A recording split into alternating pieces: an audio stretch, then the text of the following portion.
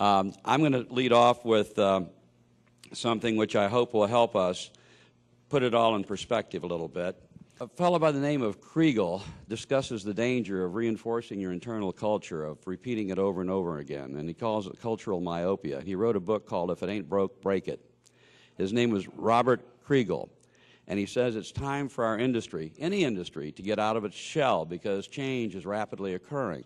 When you go on a cruise, nothing's impossible. No one ever tells you you can't do something. All day long, you do what you want to do, and it's a positive environment of hospitality and yes.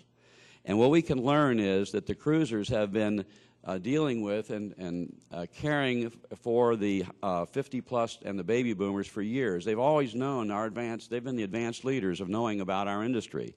They know what the older and aging population wants to do. Now that they have time and the choices are theirs, they're the people that know our market better than we.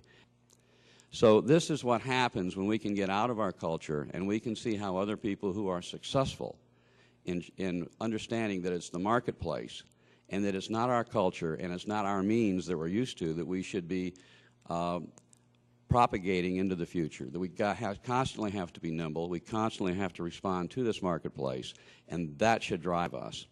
And if all of us here think that we're in the CCRC or the skilled care nursing facility business, we're destined to fail because we're in the aging adult business. And the aging adult business is something that we have to keep our minds on, and we have to find out what it's like because we're all aging adults.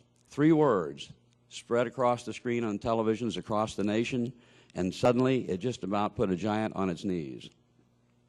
This giant ignored customer response that was said to them over and over and over again, but they had deaf ears because they had a culture and they weren't going to change it.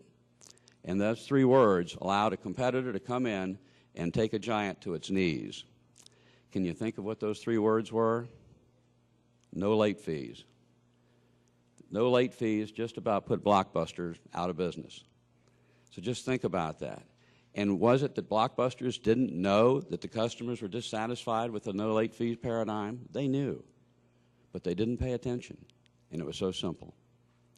So what we're asking today is for us to get out of our shell, and this is a visioning session, for us to just think about what we've heard from our customers, what we've heard, what we've read in magazines, what we've heard the last yesterday with the 3 speakers.